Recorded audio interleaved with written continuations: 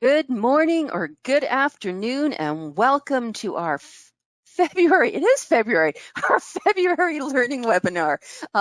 It's with truly great pleasure today that I'm going to be introducing Kylie Cochran in her learning webinar, Talking to Planners and Engineers About Public Participation. My name is Amelia Shaw, and I will be your moderator for today's learning webinar. So just as we get started, a few things. First of all, I'd really like to welcome you here on behalf of IAP2 Canada, IAP2 USA, and IAP2 Australasia. As you know, this is one of our many member benefits, and it's just such a pleasure to be able to offer it to you.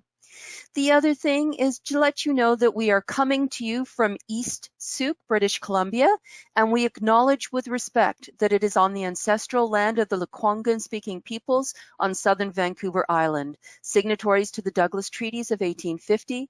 Their traditional connection with the land continues to this day. So with that, welcome. Hello, good morning, good afternoon. Before we get started, I just want to open it up to Drew so Drew can do any housekeeping items that he needs to do. Drew, over to you.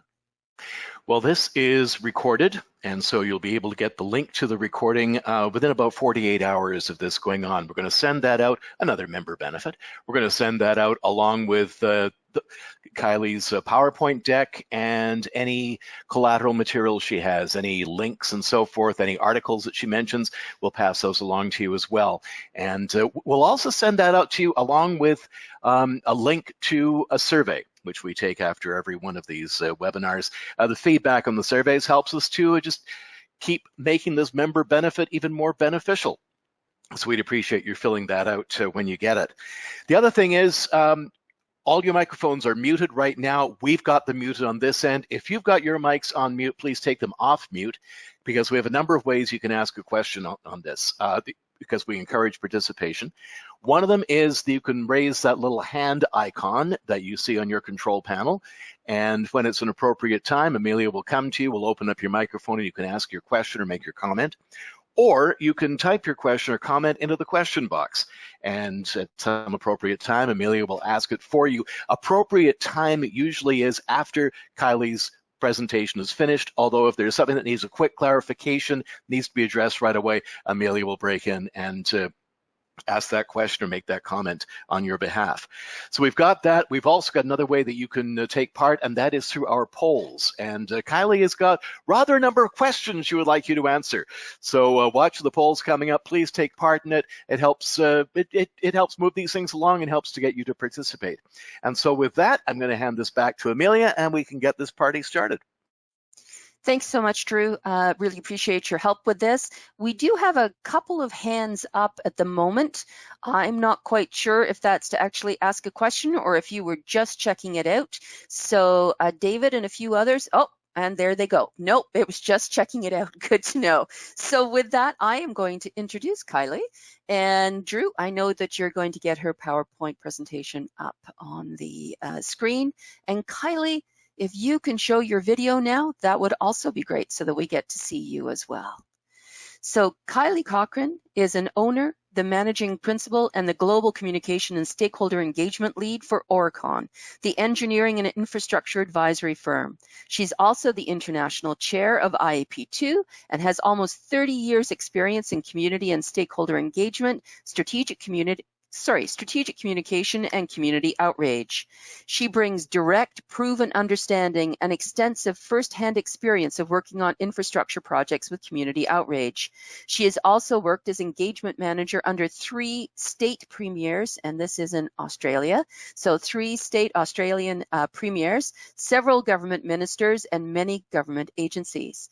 Kylie has developed a confident and successful approach to working with communities and stakeholders. This involves setting up a clear and trusted framework, building relationships, enabling transparent information exchange, and a culture of mutual respect. Kylie is also the founder of Women in Transport, a professional networking body for women in the infrastructure industry and the men who support them. Kylie also has a long list of awards to her credit, including IAP2's Inspirational Leader Award and the 2018 Consult Australia Female Champion of Change. Her team won the 2018 National Women in Construction Team Innovation Award and 5 IAP2 Core Values Awards, including International Engagement Project of the Year.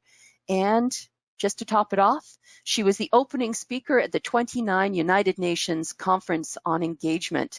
Kylie is joining us. Kylie, I believe it's from Sydney, Australia today, and I think it's around 6 a.m. in the morning. So welcome, welcome, welcome, and thank you. It's over to you now. Thank you, Amelia. Thank you very much for the introduction, and hi everyone. I'm really pleased to be here. You'll have to forgive my morning voice. It is 6 a.m. And you also need to forgive, I'm doing this from home. For those of you who have been on late night calls with me, you know that I have a dog who tends to snore at night. Well, at 6 a.m. she's very active, and if you see me look up every now and then, it's because she's trying to rumble with my cat. So if you hear some funny noises in the background, I apologise ahead of time for that. So I'm going to kick off with the Indigenous welcome for Australia. So it's what we call a welcome to country, and it describes the people and the nations who make up the multiple Aboriginal tribes of Australia. Many of you are not physically present in my country. I know there's a few Aussies on the call, but we are connecting, so I'd like to officially welcome you. So I live on the land of the Gadigal people of the Eora Nation. It was, is, and will always be Aboriginal land. I acknowledge and respect our elders past, present and emerging, and on behalf of the Gadigal people, I welcome you here today. We're going to start with some poll questions because I'm interested in finding out what you're looking for from this session, and also a bit of an understanding of whether or not and how often you work with engineers and planners. So Drew, if we can kick those two off first of all, that would be great. Excellent. So we've got those up on the line on the page now, Kylie. So why are you on this webinar? To get tips, to hear stories, to hear about lessons learned? You're just interested in the topic, or all of the above? So let's get you working. Let's get you engaged. Let us know what you think. Yeah, it can't be a P2 webinar without getting you all involved in some way, shape or form. And there are about half a dozen of these questions throughout before you get to the question time. So we are going to make you work for this hour. Yeah, it's good stuff. And we've got about just over 100 people on the call today, or we will have about 100 people on the call today. So that's great. So Drew, I think people should have finished now. So let's see what the response is. All right, Kylie. So 26% want to get some tips. 12% want to hear those stories. 38% want to hear about the lessons learned, probably what worked really well and perhaps what didn't go quite so well. 9% are interested in the topic, and hey, almost 60% are interested in all of the above. So no pressure. Great, thank you for that. And can we pop up the next question? Do you work with engineers and planners, and how much of your time do you spend doing this? I know there's a bunch of us in engagement in the infrastructure industry, myself included, but we also engage, P2, we use engagement in Australia. I will try to alternate between the two. A number of you work in P2 and a number of other industries that don't necessarily involve engineers. So I'm interested to know how often you work with engineers and planners. I will be using the term engineers. I do mean engineers and planners, but because I work mainly with engineers, that's what I'll be focusing on today. There are some distinctions between the two groups, of course, but I work for an engineering and infrastructure company, so that's the bulk of my experience. Great. So we've got the response to those questions, Kylie. 30%, 100% of the time, 38%, 75% of the time, 26%, 50% of the time, and we actually have 6% of our participants that don't work with either, so they're probably just here to learn. Great, thank you for that. So let's move to the next slide.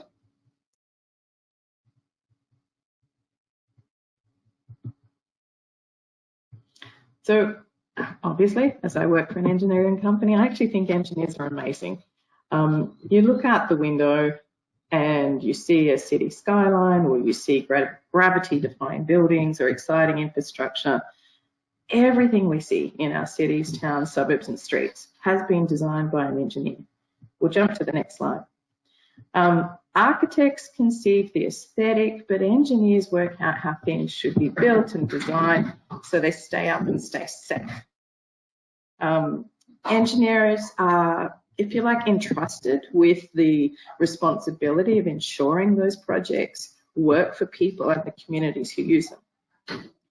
But if we dig deeper, we find that some infrastructure works really, really well, but other infrastructure does not.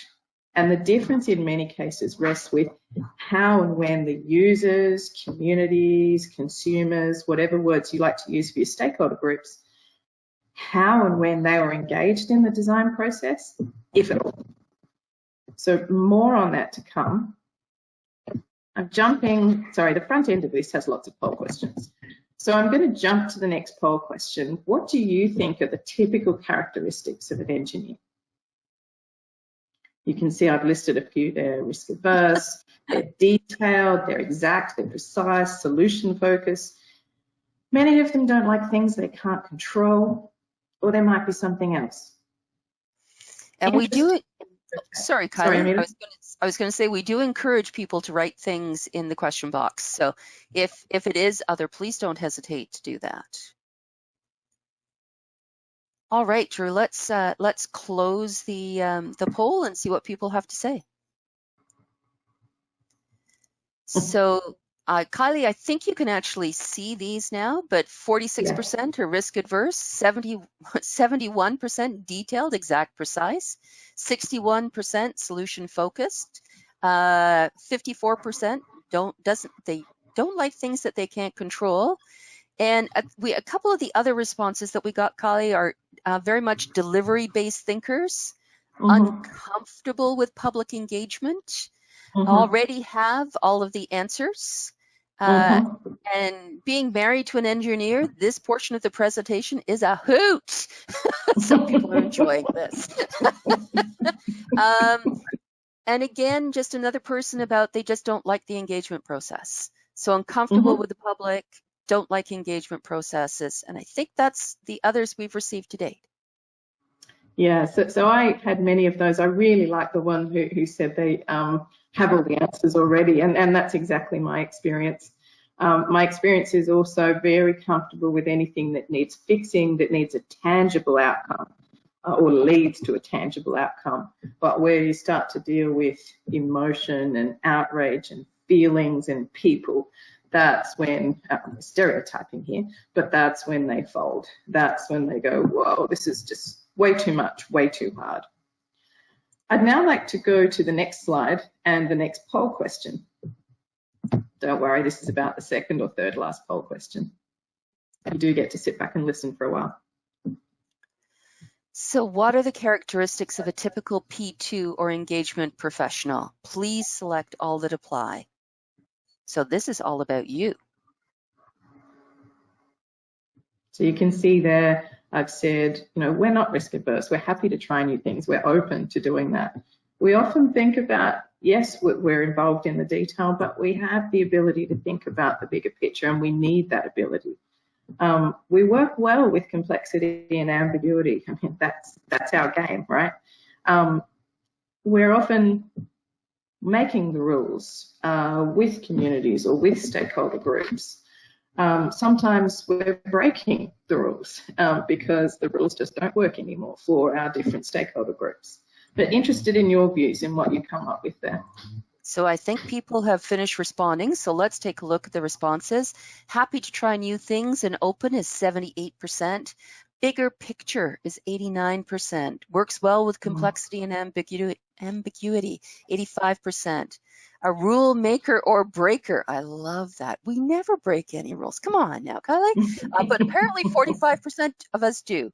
And then I've got some other responses in the question box. I'm just going to read those out to you, Kylie. We're people focused. We're flexible. Every community project is unique. Oh, apparently we're nice. Well organized, flexible. really like creating and nurturing relationships with those we may not understand. And I think that's it for now. So that's it for now. Great, thank you. And you can see I've got many of those in there as well. So it's almost like we're the yin to their yang. You know, we're very much into complexity, people-focused, big picture thinking, whereas they're very much solution-focused. They have the answers. That gives you the context, if you like, as to why it sometimes can be quite difficult for us to work with engineers and engage with engineers through the P2 process, or bring them along with us on that P2 journey. I'm going to move to the next slide. So I'm starting here to talk about some tips and tricks working with engineers, and I'll be sharing some of my stories about things that I've learned over the years. I'm then going to talk through some engagement trends that I frequently discuss with engineers to give them the context of our working environment and why it's important to consider P2, or why there is really no question to be thinking about P2 as they think about their projects. And I finish up with what I'm calling the evolution of engineering and the role P2 plays in this evolution. I'll be talking for another 25, 30 minutes, and we'll have questions for the last 15, 20 minutes of the hour. So getting on to tips and tricks. So there's 7 things here. I was trying to find either 3, 5, or 10 because I think they're better numbers, but I came up with 7.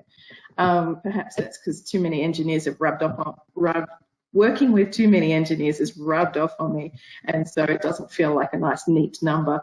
But 7 is what I've come up with, 7 key things. The first one, learn to speak their language.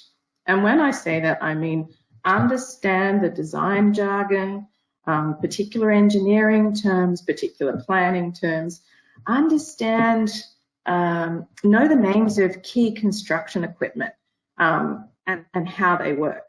And it helps you then better understand or describe the impact that it might have on surrounding communities. I actually tell people that I speak multiple languages. I say I speak English, I say I speak Kiwi, because New Zealanders have a different kind of English, as we all know, French, and I speak engineering.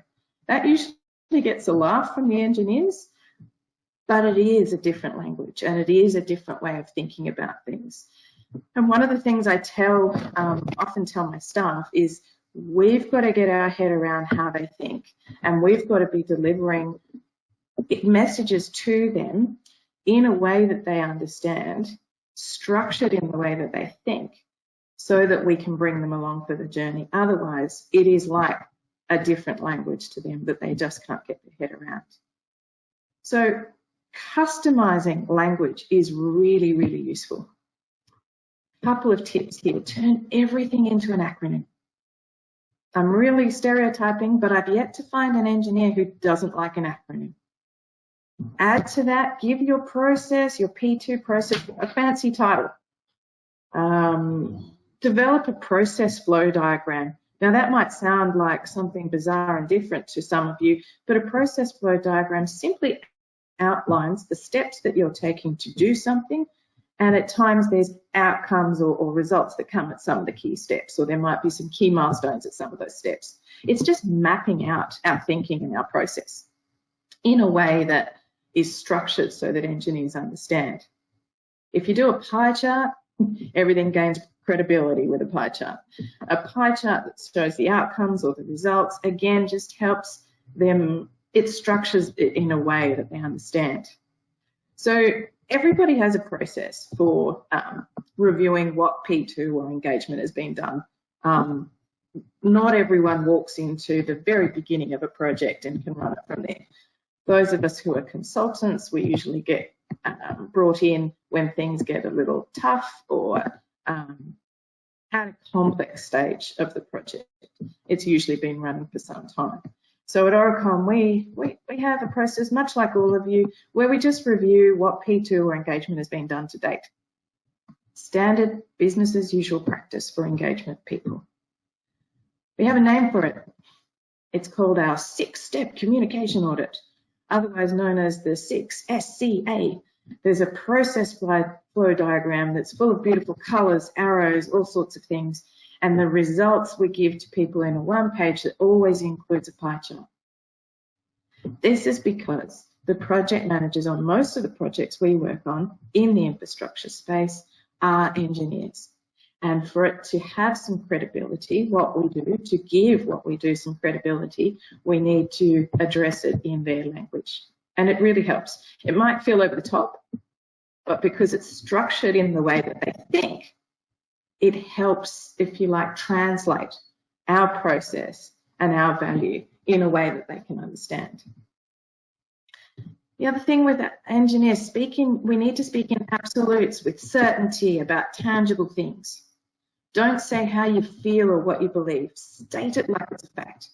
So instead of saying, I just don't feel this design will meet community expectations, you need to say, this design will result in community outrage because it happened on this project, this project, this project, and this project. We have past examples of where that's happened. To combat this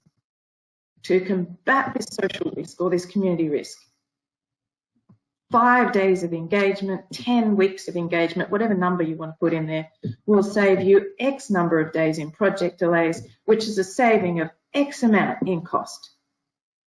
Obviously work that out beforehand, so you're not saying X, you're actually using real numbers. And clearly it needs to demonstrate that the investment in engagement is actually a decent investment and saves them money in the long term.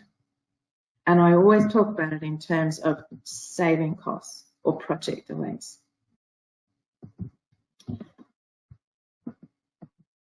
Oh, something's come up on the screen. Drew, I don't know if you can see that. Oh, no, it's just come up on mine. That's okay. I'll just get rid of that. So the next one, stats and data are key. Arm yourself with as many credible numbers from credible sources as possible. And I've got a good one coming up that I use all the time, which I'm happy for you to use as well.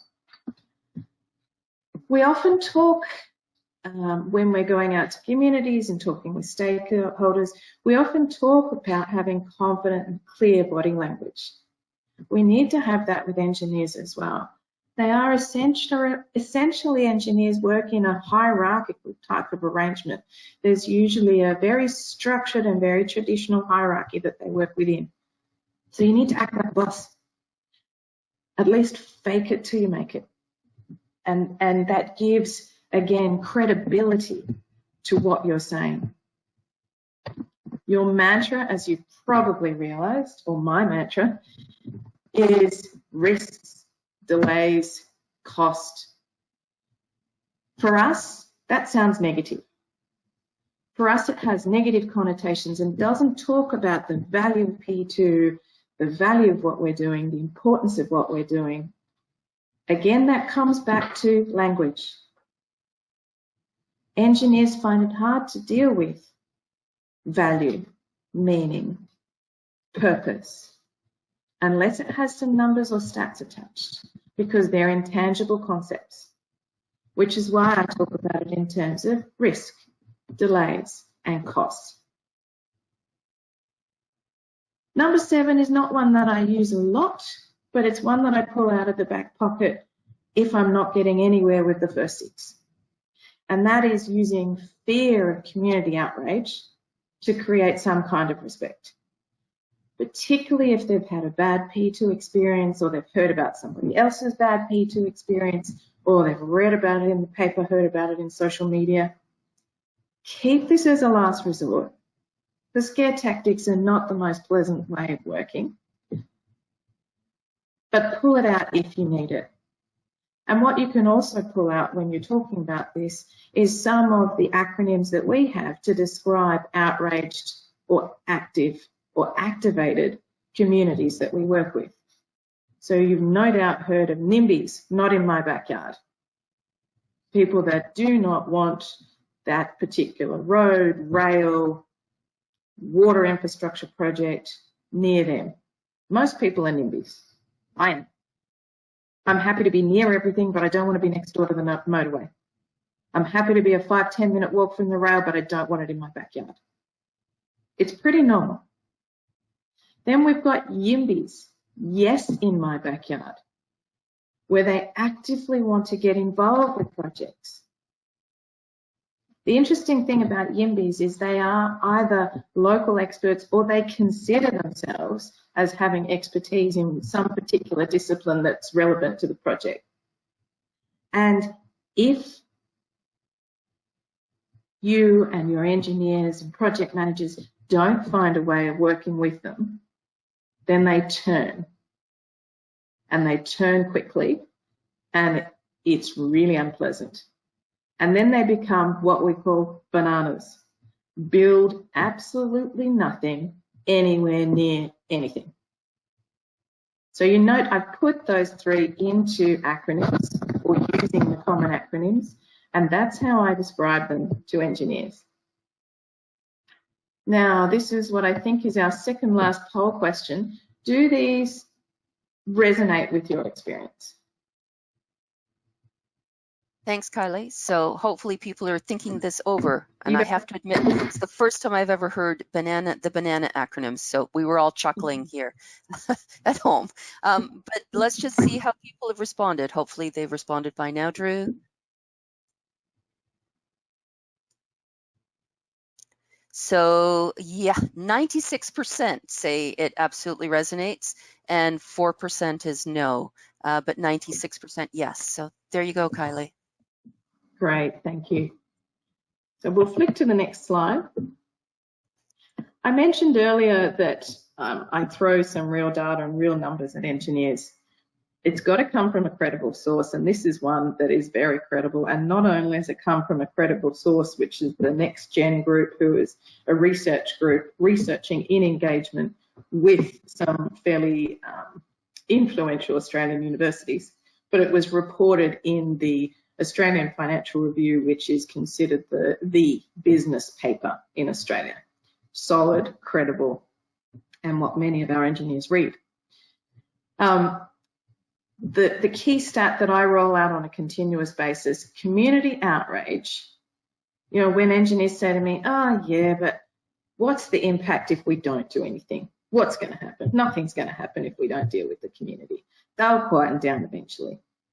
And I say, actually, my friends, community outrage costs you real dollars.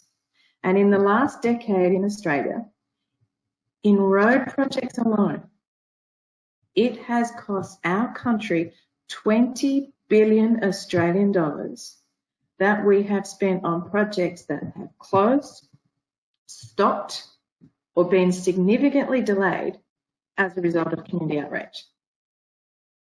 Now, I don't know about your country, but we don't have a spare 20 billion sitting around to be squandered on things that are not actually working. So that's a great stat that you can throw at people, and please feel free to use it. And that's why community, you know, I'm saying to people, community is the project risk. I often get thrown back at me, no, safety is the project risk. And I say, okay, fine, let's put it up there with safety. Let's make them at the same level because they're just as important. Next slide. And the reason for that is because, again, it comes back to risks, delays, and cost. Technology, as wonderful as it is, enables everybody to be a protester. If you look at Extinction Rebellion, you know, one of the climate groups, climate change groups, they are working across Australia, New Zealand, UK, US, Canada, in multiple countries all over the world, and they're connected, and they connect easily through technology. And something that could be happening in the US could happen a day or two later, or even at the same time in Australia. And technology enables that. Protest techniques can easily be shared. As P2 practitioners, we need to stay ahead of that so nothing becomes a surprise. But it is one of the key reasons why community is the key project risk. Community outrage has increased. Consumers, communities, people are more vocal than anything ever before. One of the things we've been talking about in Australia and New Zealand is being a consumer doesn't just relate to products. It's not just chocolate, cars, white goods. It relates to every aspect of our lives. And we need to think about, when we're looking at projects, that not only are communities, neighbours impacted, but also the people who are using whatever we do. So if we're building a road, our stakeholder groups are not only the neighbouring communities or the communities through which the road is going, but also the people who are going to use that road, who might live, work and play in the area, or might just pass through. So it's an interesting, it's a different topic and we can talk about that another time, but consumer engagement is an interesting thing that we're seeing in Australia and New Zealand. Now, some more stats to throw at you. Often when I get project managers in infrastructure projects say to me, oh, but the costs, what is the cost? I don't want to be spending a whole lot of money on engagement. The beauty of P2 on significant infrastructure projects is it is considerably less. The cost of a team of 10 running full time for a couple of years on a massive infrastructure project is less than 1% of the overall project cost. Now, obviously, smaller projects, there's a different cost ratio, but when you're talking the big projects, it doesn't even touch the sides. But the impact is significant. I often throw at my colleagues, well, I did throw when mining was big in Australia about a decade or two ago, people used to say to me, yeah, but, you know, what's engagement going to do? What's P2 going to do for this mine? And I'd simply say, what's the cost of a mine shutdown? What does it cost per day? And they would say to me, oh, the cost is between 1 or 2 million Australian a day, depending on the size, the location, and the export reach of the mine. And I'd say, well, if you have a couple of good P2 people at a fraction of the cost, you are saving that 1 or 2 million per day. I often talk about the impact of a negative story on the front page of the paper. In Australia and New Zealand, and in many other places around the world, this often leads to politicians saying, stop, project on hold, can't do anything. We need to stop and think about what we're doing. This is now impacting us and our reputation and potential votes. So I haven't actually worked out the cost of the front page negative story in its full impact, but it would be fascinating to work out the cost to the project, the cost to the government, in terms of the number of people, in terms of delay costs, in terms of just sheer project delays. I might do that. I might do that and share that with you. Now, of course, we've talked through some of these reasons as to why community is the project risk. And I'd like to go to the next slide. So one of the things with our communities is meaning is a critical motivator. There are so many things that are happening in people's lives. They might have caring responsibilities for kids or parents. They might get involved in the church. They might get involved in sporting activities. They might have a full-time, part-time job. They may not work at all, but fill their lives with other things. Regardless, most people's lives are busy. And most people don't have a lot of free time. Which means when we are dealing with outrage communities on projects, they really care. They're really angry because they have had to put aside a whole bunch of other things in their lives to focus on this project. So it means something to them. It puts at threat their way of life, the value of their home, or something else that they find important. The other thing about meaning is it's a critical social activator. The BP factor, belonging and purpose. When you look at a lot of these movements, and I've been studying them unofficially, it's all part of I talk about one day doing a PhD in community outreach. I'd love to, whether or not I find the time. But studying looking at social movements around the world, every single one of them has a common element, and that is it gives people a sense of belonging and purpose and shared and aligned values. And that's why we're seeing them come out. Now, if engineers think this is too fluffy, and I've come across engineers who do think it's fluffy, no, I don't want to talk about meaning, I don't want to talk about purpose. And what does that actually mean in real, tangible terms? And I share with them the impact of climate change rallies around the world, how it's had negative media coverage, the impact on politicians, the impact on people getting around and trying to actually go about their workday, the stop work time, down work time. It starts to add up in real dollars.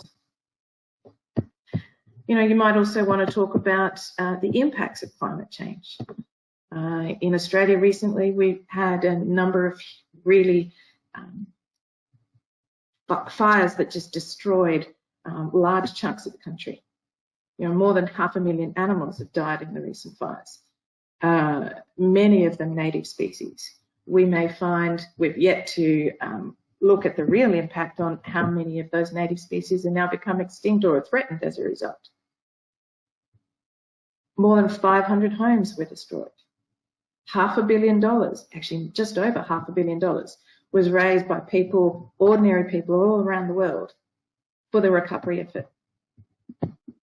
So again, you can see I'm throwing real numbers so that engineers understand the complexity and to give them a little bit of help make it tangible for them. Now I'm conscious of time, so I'm going to quickly go through the next slides because I want to get to the final one talking about engineering evolution. This one is simply, those of you who've got a pen and paper with you, please, draw an equilateral triangle. And I say equilateral triangle because I often use this when I'm talking with engineers, and that's important to them, that triangles have are the same size. So equal sides is an equilateral triangle. And I say stick a P on one point, stick an R on another point, and stick a C on the third point. That represents politics or politicians. The R is for religious institutions, and the C is for community. And I define community here in terms of people and place. And it essentially says, if you put a big cross through the P, we no longer trust our political leaders. If you put a big cross through the R, we've lost a lot of trust in our religious institutions. Not necessarily the religion itself, but in the institution.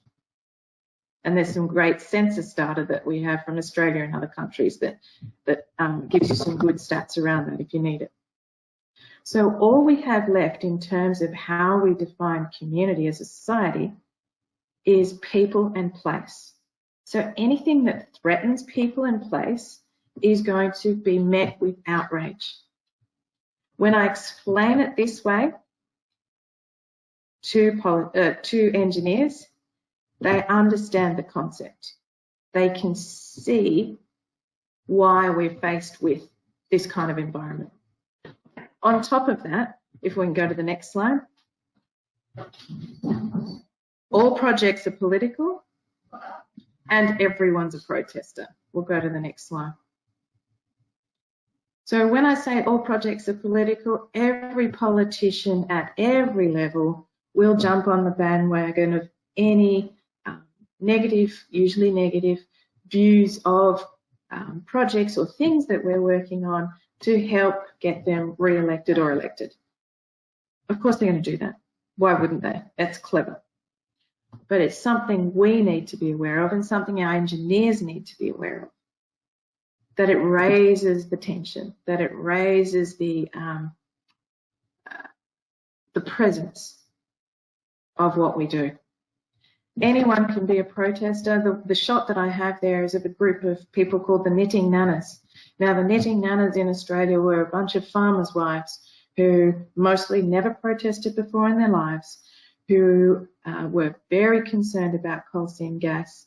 And so they would sit in front of the gates to various farms and they would knit themselves a chain rope and they would wrap that around themselves and they'd wrap it around the gate. Most of these women were over 70, 80, 90 years of age. They were, you know, they ran the cake stalls, they were the center of the church, they were the center of the local town. And construction workers and police, when they came to try and break up the protest, didn't know how to deal with it. Because how do you tell Nana to stop protesting? How do you deal with protesters who call you dear and offer you scones and cups of tea? Everyone's a protester. If you think about what your life in the last 12 months, you have probably gone to a protest, complained about something, spoken to a local politician or representative, made your voice heard about a particular issue. Everyone's a protester. Now I want to move on to, and sorry, I'm jumping around because I'm concerned about time, but I'd like to move on to the evolution of engineering, which is the next slide. So engineering I see very much in 3 stages. Well, I might just check, last poll question, or second last poll question. Have you ever heard of human-centered design? So it's a bit of a buzz term in Australia and New Zealand at the moment. So let's see. I choose with it and I will explain why. Sorry, Amelia.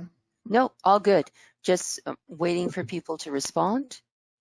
Drew, I think they should have had enough time. Let's see how many people know about human-centered design. 67% said yes, and 33% said no, Kylie. So you might need to explain. Okay. So first of all, in the 3 stages of engineering, there's your traditional engineering design, where engineers designed based on what they believed was the best approach. It was usually efficient in terms of resources, cost, quickest routes. They did it mostly on their own without any consultation. And it was usually at what we call the lower end of the livability spectrum. So efficiency took precedence over livability.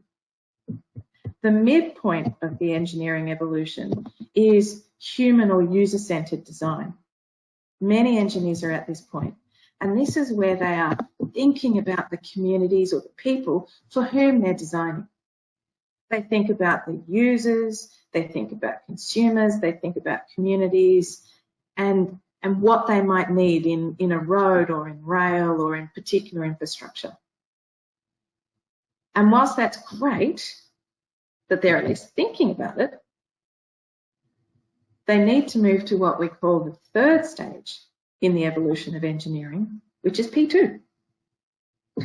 Some people call it co-design, but co-design is simply good P2, where engineers and others design with the community, the people, the consumers, with the feedback from them to bring into their design.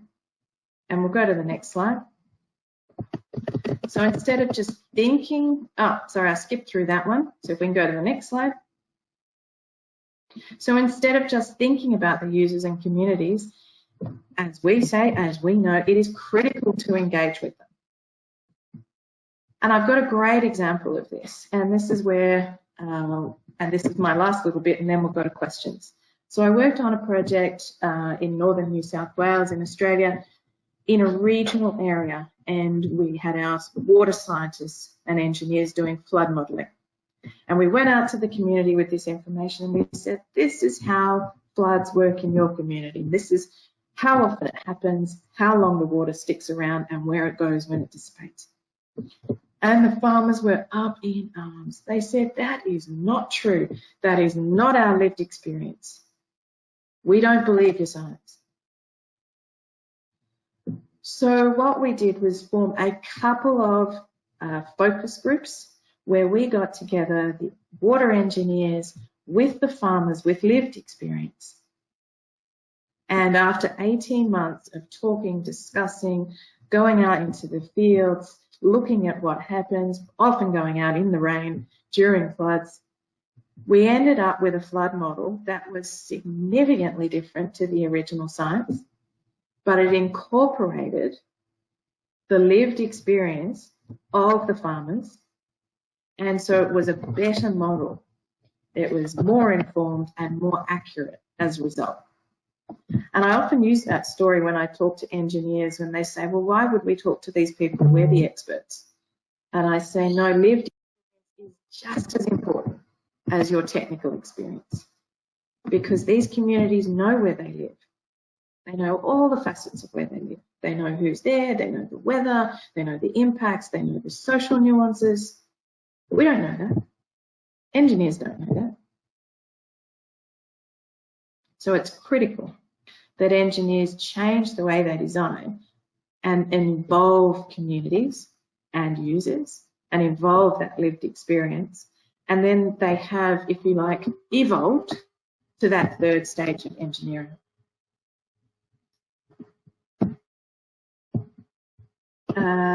Then I'm going to move to one final poll question, and then I'll hand over to you for questions.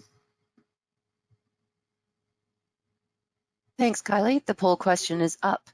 Have you found this information useful? So that's a real quick question. And then we're going to open it up to questions as well. So I'm hoping that all of you are thinking about questions that you might have for Kylie. Think about your own experiences, what you've done, what you've learned, and maybe Kylie can help you with it, or maybe you've got something to share with the rest of us. All of that would be very helpful. So Drew, let's see the response. So just taking a look at the response, 98% have found this useful and 2% have not. So for those 2% that still haven't, if you've got questions that you want answered, if you've been wondering about this, pop that in your chat box. Pop that in the question box, because maybe you can still get something out of this that will be useful for you. So Kylie, we're getting some questions now coming. So thank you. First of all, thank you very much for today's presentation. And now we'll sort of go into the question period. So a couple of questions that we're getting is how do you actually bring engineers perhaps into your project of what you're doing insofar as you're creating a public participation plan, and how do you make sure that you as a public participation professional are included in the broader project team? Do you have to make the case for being at the table, or do they automatically now assume that you should be there? So two things. How do you bring them into your process so that they're involved in maybe creating events and materials and things like that? And how do you get yourself into their project team?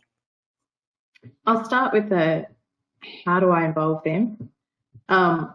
We normally put together a draft engagement plan. Obviously involved in that is conversations with a whole bunch of key people, including the engineers.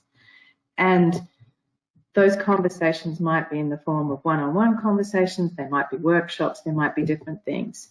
We don't involve them in the writing of that plan, but we certainly involve them in the development or take them with us in the development of that plan. We ask for their lived experience on other projects, dealing with other communities. We share ours.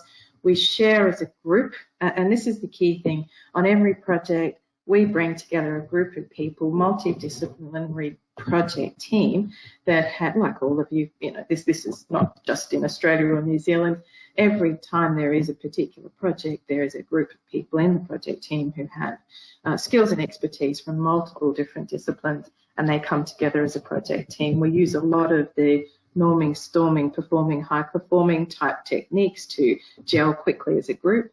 And as part of that, we talk about previous experiences in P2 with communities, with community outrage, what works, what doesn't work, and get them thinking about the sort of engagement we will be doing and the sort of outrage we might be seeing on the project we're about to embark on. I involve them in a lot of, every time there's community sessions, every time we're out talking to the community, I take engineers with me. That's particularly important that they are there. So one, they hear from the communities the key impacts or the key concerns, they hear it firsthand.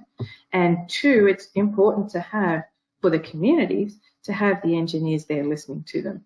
Otherwise, we can get accused of PR. So it brings a credibility, if you like, to what everybody's doing.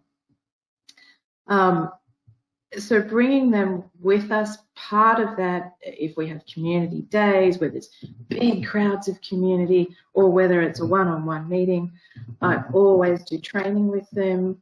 That involves resilience training, that involves role plays, that involves going through with them the worst that it possibly could be, the sort of questions that are most uncomfortable, and then workshopping the sorts of responses or how they would react or how they might react. So a lot of support and training and thinking is how we get them involved with us.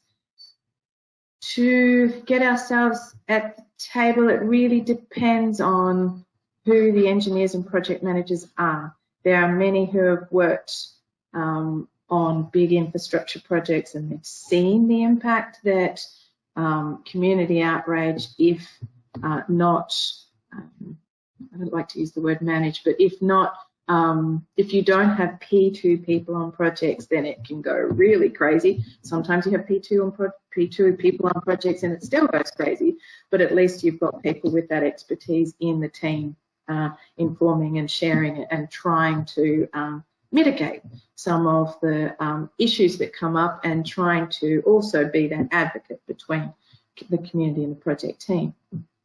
So when you've got engineers who have experienced that, it's very easy to be part of the team. But I still, on a daily basis, force my way into those project teams. Or I say, you need this. If they resist, I use the fear stuff that I was talking about. I throw delays, I throw cost overruns, I throw scheduling issues at them. I say you're going to have an unhappy client, and I scare my way onto the team, rightly or wrongly. I use that, as I said earlier, as my last resort, and it does work, but I prefer to use it as a last resort. Thanks so much, Kylie. We've got quite a few questions now waiting for you. The first one's from Jennifer. Have you ever been brought onto a project that was already in process with poor P2 and you had to be in crisis mode? If so, what tools did you use to be effective at this very late stage in the project? And thank you. So yeah, thank you for that question. That's what I love. I love coming in when I find that at this stage in my career, I've been doing this for a long time, I find that the most challenging, the most rewarding. So coming in when, as we say in Australia, when the project's gone to shit is the expression that we use. You might say more diplomatically when P2 hasn't been used, or when P2 hasn't been used well, or when P2 started with the best intentions, but it just went the wrong way. That's when I often get brought in, and when my team gets brought in, and we have, again, appealing to engineers, I don't know if any of you remember the A-Team. I'm showing my age here, but it was a TV show where this group of guys, they're all guys, there was a particular situation happening or a particular problem happening in some part of the US, and Mr. T and his colleagues would come in a helicopter and, you know, fix it all and make it work. So we actually say to engineers, we bring in the A-Team, we're our SWAT team, we use that kind of terminology.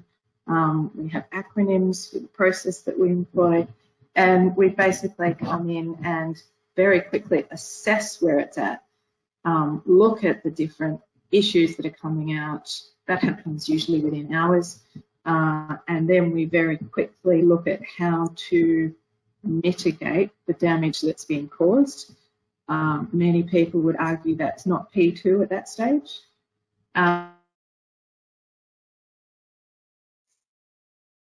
Uh-oh. Did we just lose her?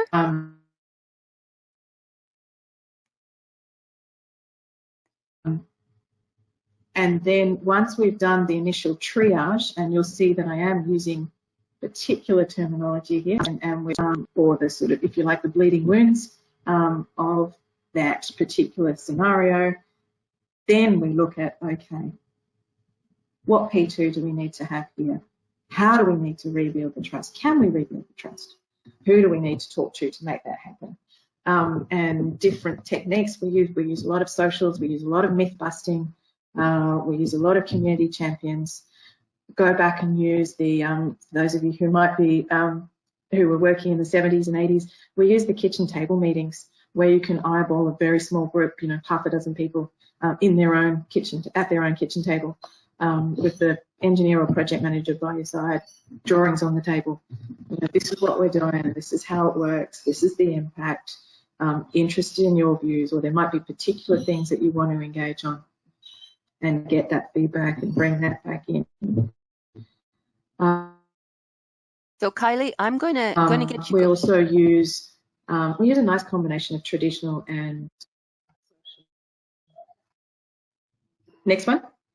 Yeah, and actually, I hate to lose your face, but we're having some trouble with the connection now. Yeah. So I think we need to close your audio, but we're going to ask if close your video. There we go, and see whether or not that helps out a bit. So from Hugo, he was also commenting on the importance of actually bringing engineers to public consultation so that they are actually being challenged by real people. So it's not just you that's bringing the messaging back, but that people can hear it face to face as well. So I think you've already spoken to that one, but again, just a quick reminder of the importance of bringing people in. From Lisa, she was asking, do you have examples of the charts and graphs and what data they included when you're making the case? You talked a little bit about stats and facts earlier on. Can you share some of your examples with people after today's presentation, Kylie? Yeah, sure. Okay, that would be great. Yeah, so they're always examples of, they usually come down to costs, risks, delays, and the impact on the project in terms of delays and costs if the outrage continued unchecked, if we didn't put in place a certain P2 solution. And I give lots of examples of similar projects that have, using the Australian expression again, gone to shit, because P2 wasn't allowed, either wasn't employed on the project, or communities weren't given a voice, or felt they weren't given a voice at some stage in that process. Thanks, Kylie. So from Karen, she's asking, can you expand on how to best include historically marginalized groups in engagement, specifically considering the historical role of engineers in community development?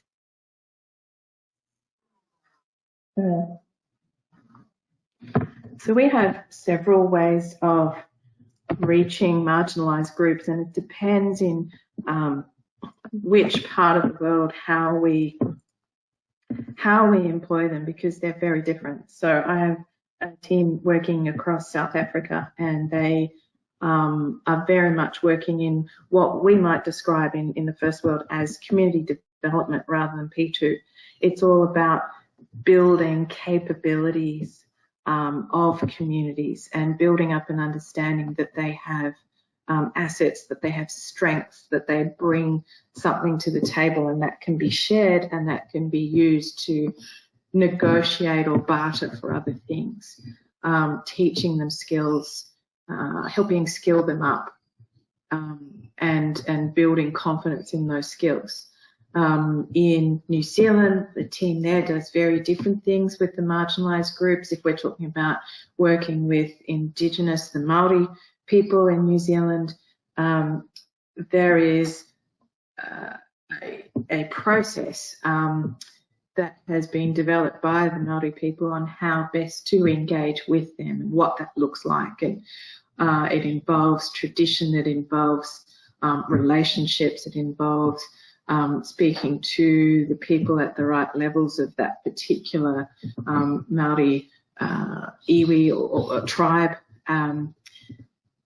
In Australia, I've got to say we're not particularly good at working with Indigenous Australians, but looking as a whole at marginalised groups, again, depending on, there's usually some research looking at what is the group, why are they marginalised, what are some of the issues there, whether it's access issues, whether it's geography issues, whether it's language or cultural issues, and then looking at how we can do P2 around that. So a good example is we did some work around a mosque a couple of years ago, a mosque in Sydney, and we wanted to talk with the people who frequented the mosque as one of the groups. And we went to a couple of meetings and found only the men turned up to those meetings. So we had to do a lot of work with the imam, who's like the head priest, if you like, of the church, to talk with him, to help him understand that we also wanted to talk with the women of the church, or the women of the mosque.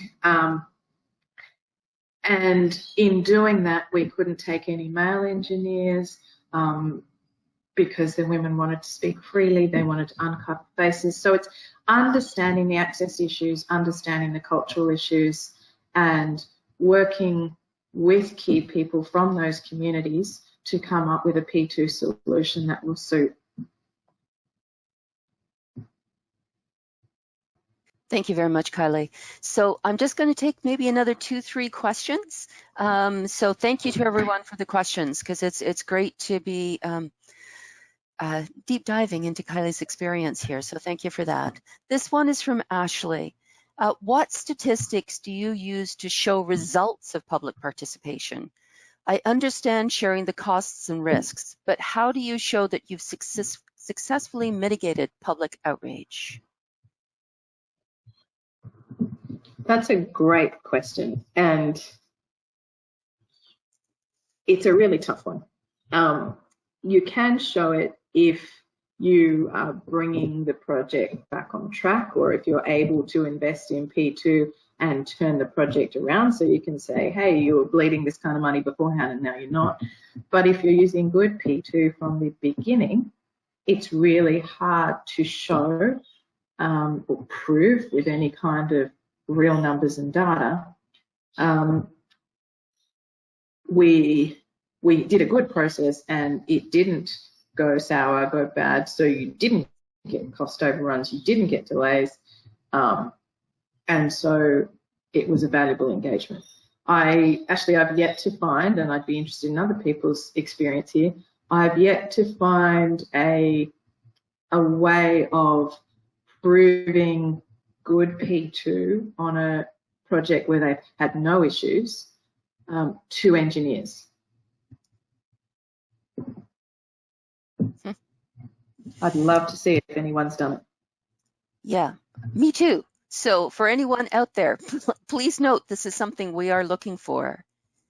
So from Karen, are you able to provide us with a resource that defines costs with community outrage? So again, a bit of a follow-up. Yeah, I'd love to say, Karen, there's a formula, but there's not. It's more looking at it's looking at your project, looking at where the big costs are. It's usually in delays. Because you have to stand down a workforce, but you still have to pay them. Often there are contractual obligations. If the client says, no, we're going to stand down this project for a couple of months, usually there's something in the contract that says, well, you have to pay a fee to the construction company and the engineers as a result of that. So it's, and then of course there's, what does it actually cost if XYZ situation happens? So it's just thinking through where are the big costs, big avoidable costs on your project, and therefore how can good P2 stop those things from happening?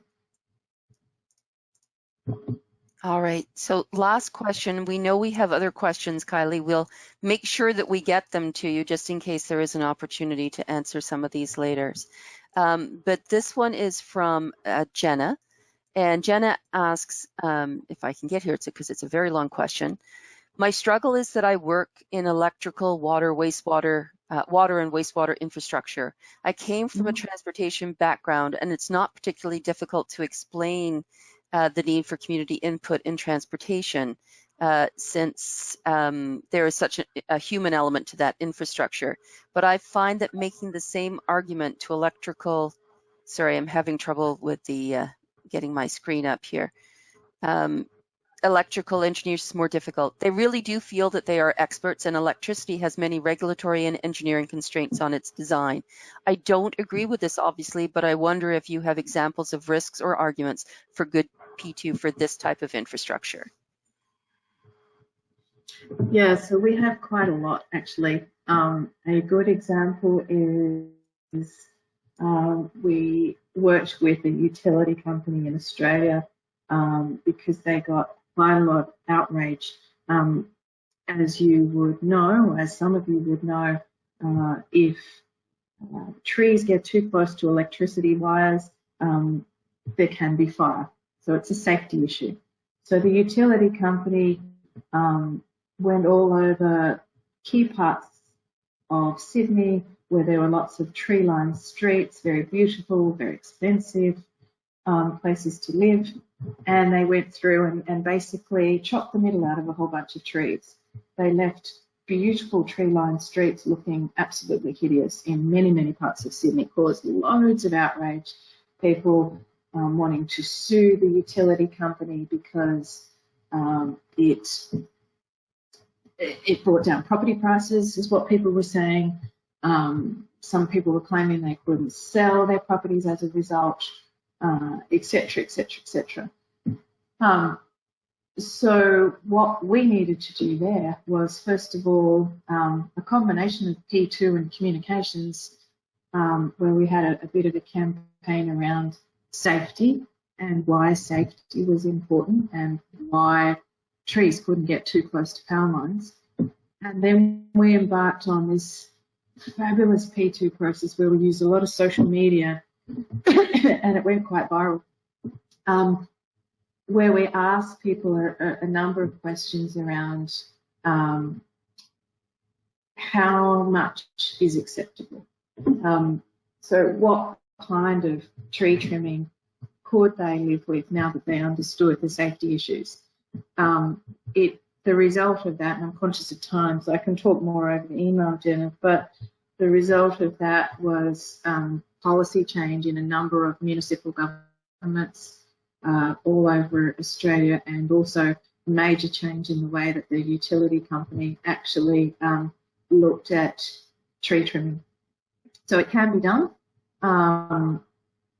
and should be done. Looking at the water issues, I guess in Australia we are in the middle of a massive drought, so water security and water issues are top of mind for communities at the moment. So it would be absolutely unthinkable for any water scientists and water engineers to do anything in any kind of water space, whether it's drinking water, whether it's potable water, whether it's any kind of sewage system, anything. People have a view on it and have a view on what government should or shouldn't be doing. So it's a different kind of scenario here for us. But happy to talk offline about that if you would like, and happy to talk offline with anyone about any of the questions you've got. So thank you very much, Kylie. We're going to come back to you, but I just need to let people know about some of the next taster series and webinars coming up. So I just want to let people know that next week we will be having Kim Hishka on Tuesday, February the 25th. She's going to be presenting on Failing Forward, a chance to share and learn from engagement processes that perhaps haven't gone as well as one would have hoped for. And we're hoping that some of you will bring in your experience as well, because we learn so much from things that don't go well. So this is a great opportunity to bring your tales of woe to the webinar. Just a quick reminder that tasters are free to all of our members, and they are exclusive to our members. So hopefully this is one of the values of membership. So hopefully you'll join us for the taster series next week. Then in March, our next webinar brings together the Core Value Award winners from 2019 for a roundtable discussion on how their projects excelled in the categories, what they learned and what we can all learn from them. And to be honest, this is a very timely webinar because our application period for the Core Values Awards will be opening soon. And just a reminder that that webinar is on Tuesday, March the 17th. Please make sure that you register with your local regions if you want to join us for these webinars or for the tasters. Kylie, with that, I really just want to extend our sincere thanks. I know there's a couple of questions that we haven't answered, and so my apologies if we didn't get to you.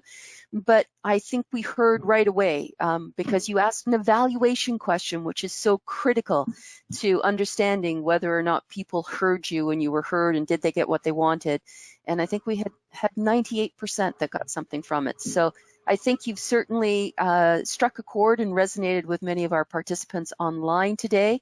I have the very good fortune of knowing you, and I want to let all of the participants on the call know that she means what she says. So if she says, give her, send her an email, shoot her an email, if she can help you with something, she absolutely will. So please, for those of you that had other questions, please don't hesitate to send Kylie a call. I'm sure, send Kylie an email.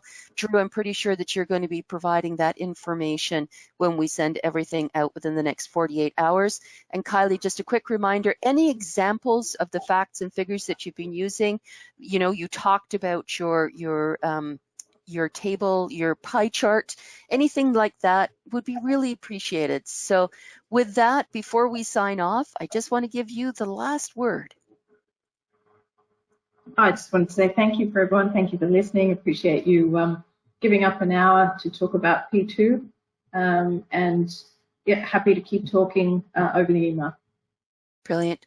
Thanks everyone for joining us. I hope you have a great day. Kylie, thank you, thank you, thank you. We'll talk to everyone soon. Don't forget the taster next week, March 17th, the webinar. Take care, everyone. Bye-bye now.